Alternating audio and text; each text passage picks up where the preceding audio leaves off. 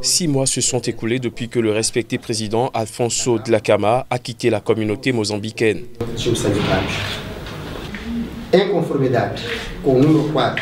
Conformément à l'article 19, numéro 4 des statuts, le parti Renamo élira son président au Congrès.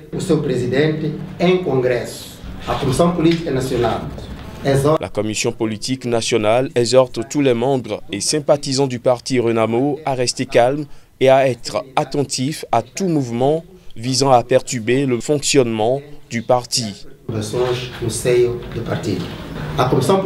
La commission nationale, par l'intermédiaire de son coordonnateur, son Excellence générale Ossoufo Momadé, réaffirme son devoir de veiller à ce que notre pays parvienne à une paix effective et à une réconciliation nationale authentique.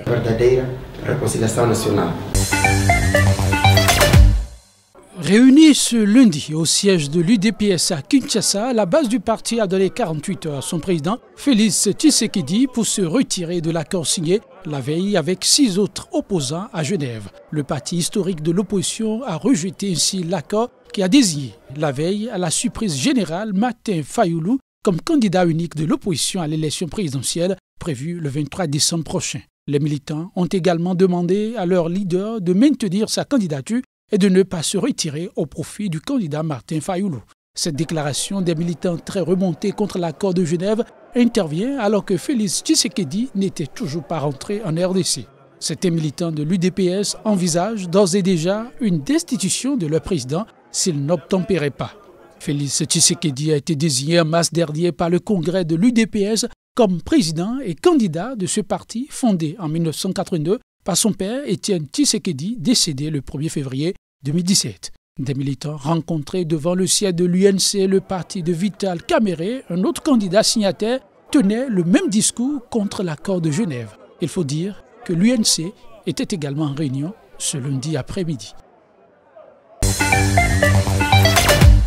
Le principal parti d'opposition au Zimbabwe a relayé samedi sur son compte Twitter que des agents de la Central Intelligence Organisation avaient participé à une tentative avortée d'enlèvement du leader de l'opposition Nelson Chamisa au moment où il quittait un meeting à Marondera, à 72 km à l'est de Harare.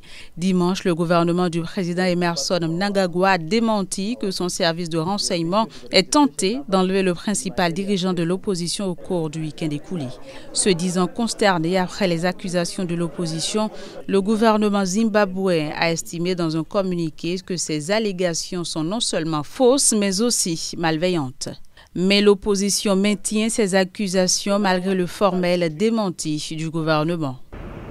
Ce qui est inquiétant à propos de la bagarre de samedi, c'est qu'ils se sont mêlés physiquement au cortège et ont tenté d'attraper et d'enlever le président. Ils suivent son cortège ou son convoi à grande vitesse, ils interfèrent avec les véhicules de son cortège et parfois ils le font presque sortir de la route. C'est une violation flagrante du code de la route. Nous sommes certains qu'ils ont l'intention de causer un accident et de blâmer les conducteurs pour leur négligence. Les hommes politiques de l'opposition au Zimbabwe avaient souffert de harcèlement et de violence lors du règne du président Robert Mugabe, qui a été contraint à la démission il y a 1 an sous la pression de l'armée et du parti au pouvoir.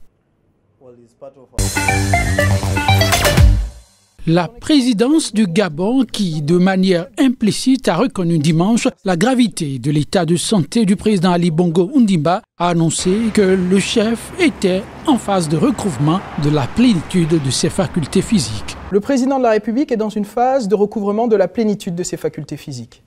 C'est la conclusion du dernier bulletin médical communiqué par l'équipe médicale. Son Excellence M. Ali Bongo Ondimba, président de la République, chef de l'État, continue d'exercer ses fonctions.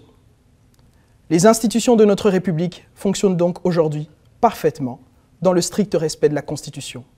Malgré ces déclarations officielles du porte-parole de la présidence, de nombreux Gabonais demeurent sceptiques. Je dis que c'est déjà salutaire parce qu'on nous a parlé enfin des détails de sa santé, des détails médicaux jusque-là, on ne nous parlait pas de ces détails-là.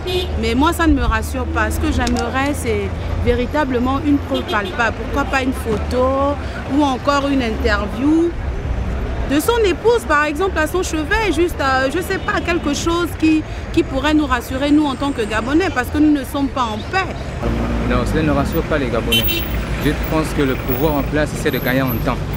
Et les déclarations, les telles déclarations nous ont été servies déjà en 2008. Voilà, donc les Gabonais ne croient plus vraiment aux déclarations officielles. Voilà, ça fait longtemps qu'ils ont été de croire aux déclarations officielles. Et je déplore le silence venant ou de l'opposition ou du pouvoir en place. Parce que personne ne veut réellement faire des déclarations, dire la vérité sur l'état de santé de M. Ali Bongo. Sans vouloir chercher un peu plus loin que ça, je dirais que tout tourne au ralenti. C'est la première institution du pays.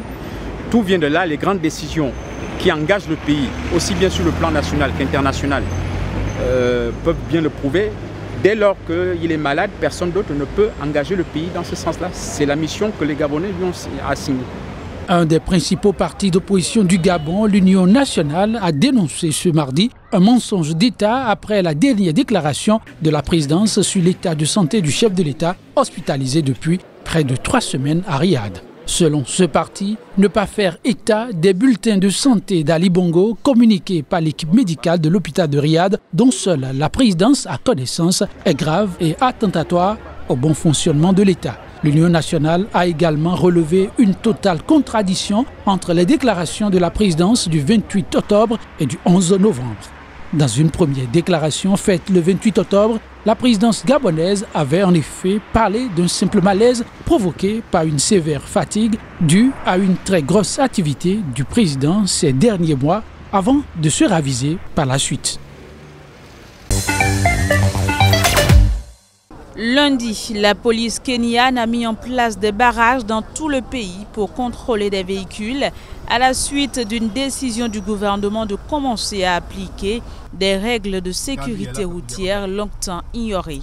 Ce contrôle qui consistait à sévir contre les minibus et bus qui transgressent les règles de sécurité a provoqué de longues files d'attente aux arrêts et des bouchons dans les rues de Nairobi et de certaines villes de province. Une paralysie provoquée par le choix de nombreux chauffeurs de rester chez eux plutôt que de risquer de se faire arrêter. La police a annoncé l'arrestation de près de 2000 contrevenants dans le cadre de cette opération. Il s'agit notamment des exploitants de minibus et de véhicules privés, mais aussi des usagers qui n'avaient pas attaché leur ceinture de sécurité. Ces règles de sécurité ramenées au devant de la scène datent de 2004, mais les précédentes tentatives de les faire appliquer ont échoué face à la corruption et au manque de volonté politique. Mais le gouvernement semble cette fois-ci bien décidé à maintenir la pression malgré les perturbations causées. Le règlement impose notamment aux véhicules d'être correctement assurés, d'avoir des ceintures de sécurité pour chaque passager et aux chauffeurs d'avoir un permis de conduire, de ne pas avoir bu d'alcool et de respecter les panneaux de signalisation. Ils étaient des milliers de manifestants à battre le pavé, scandant des slogans hostiles au régime du président Issoufou Mahamadou. Un régime qui, depuis 7 ans, selon les responsables de l'opposition, a fait de la mauvaise gouvernance, la corruption, le bradage des ressources du pays son sport favori. L'opposition a désormais décidé de ne laisser aucun délai de grâce au pouvoir de Niamey jusqu'à le contraindre à revenir sur le droit chemin. Le Niger est aujourd'hui à la croisée des chemins, avec un pouvoir qui refuse au peuple de jouir de droits que consacre notre loi fondamentale, un pouvoir qui cultive la division entre ses fils, dont une catégorie a une garantie totale d'impunité et l'autre catégorie une garantie totale de persécution, de harcèlement et de privation de toutes sortes. Opposition et majorité sont désormais à couteau tiré depuis que les responsables de la majorité ont opposé une fin de non-recevoir à l'exigence de l'opposition, celle de réviser l'article 8 du Code électoral qui stipule que tout individu condamné à une peine d'emprisonnement d'1 an ferme ne peut briguer un mandat électif. Un article qui, en l'état, disqualifie le chef de file de l'opposition Hamamadou en exil et condamné à 1 an de prison ferme pour complicité de supposition d'enfants. Selon le président de la coalition de l'opposition, l'ex-président Mohamed Ousmane, qui a pris fait et cause pour Hamamadou, l'article 8 est taillé sur mesure.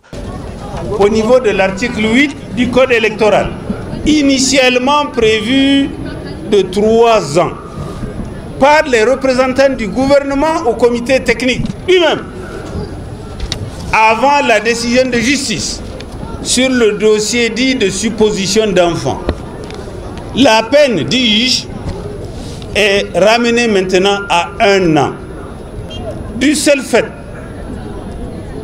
de par la compréhension générale, que notre frère Hamma Amadou serait concerné. Pour l'heure, la majorité au pouvoir refuse de réagir à cette sortie de l'opposition. Pour elle, le débat est clos. L'opposition s'est disqualifiée dès lors qu'elle a quitté le Conseil national de dialogue politique. L'armée tchadienne a bombardé lundi et mardi la zone aurifère de Miski. Des combats y opposent les militaires à un comité d'autodéfense créé début novembre par des habitants de la région qui se disent excédés par des exactions de l'armée. Aucun bilan n'a été communiqué de source officielle, mais les deux camps compteraient plusieurs morts. Ni le gouvernement ni l'armée ne s'est exprimé officiellement au sujet de ces affrontements dans le Tibesti, mais le président Idriss Déby Itno a annulé un voyage à Palerme, en Italie, pour rentrer lundi soir à N'Djamena. Le comité d'autodéfense créé début novembre dans la circonscription de Yébibou proteste contre l'opération punitive de l'armée tchadienne dans la zone de Miski et entend y défaire l'armée. Depuis fin août, l'armée tchadienne a mené plusieurs offensives proches de la frontière libyenne dans le Tibesti pour nettoyer la zone des orpailleurs illégaux et lutter contre les incursions de groupes rebelles tchadiens basés en Libye. De nombreux habitants de la zone disent protester contre la récupération de l'exploitation aurifère par la famille du président Déby et contre le nouveau découpage administratif qui rattache la localité à la région de Borkou. La présidente de la Cour constitutionnelle gabonaise, Marie-Madeleine Mbohantsuo, a convoqué la presse mercredi soir pour lui faire part de la décision de son institution de modifier la loi fondamentale afin de faire face à l'incapacité temporaire du président Ali Bongo. La Constitution actuelle ne prévoyant pas le cas d'incapacité temporaire du chef de l'État, la Cour saisie par le Premier ministre Emmanuel Issoze Ngondé a donc décidé d'y ajouter un alinéa. Le paragraphe ajouté stipule qu'en cas d'indisponibilité temporaire du président, certaines fonctions peuvent être exercées selon le cas, soit par le vice-président de la République, soit par le Premier ministre sur autorisation spéciale de la Cour constitutionnelle. L'opposition et la société civile qui ont dénoncé un coup de force et un coup d'État constitutionnel opéré par la présidente de la Cour constitutionnelle soutiennent que la Cour n'a pas le droit de modifier la Constitution. Alors qu'aucun conseil des ministres ne s'est tenu depuis l'absence du président Bongo, la Cour a également autorisé le vice-président Pierre Claver Maganga Moussavou à convoquer et à présider un conseil des ministres. Avant d'être modifiée par la Cour, la Constitution stipulait que seul le président pouvait autoriser son vice-président à organiser un conseil des ministres. Selon des chiffres de la Commission électorale nationale indépendante qui porte sur 82% des bureaux de vote, Andry Rajoelina a obtenu 39,63% des suffrages devant Marc Ravalomanana qui vient en deuxième position avec 35,42%, très loin devant le sortant Eri qui n'a récolté que 8,24% des voix. Des chiffres qui laissent se dessiner la tenue d'un second tour prévu le 19 décembre prochain. Depuis la tenue du premier tour le 7 novembre dernier, les 3 anciens présidents candidats ont émis des soupçons sur le travail de la CENI qui a rejeté toutes les accusations, notamment de fraude et de corruption. En 2001, Marc Ravalomanana avait proclamé sa victoire dès le premier tour de la présidentielle, provoquant une crise de 7 mois qui s'était soldée par la mort d'une centaine de personnes. Il avait finalement pris les rênes du pouvoir sans que soit organisé un second tour. Mais en 2009, il avait été contraint de démissionner sous la pression de l'armée qui avait confié la direction du pays à l'opposant Andry Rajoelina. Les deux hommes s'étaient ensuite vus interdire de participer à la présidentielle de 2013.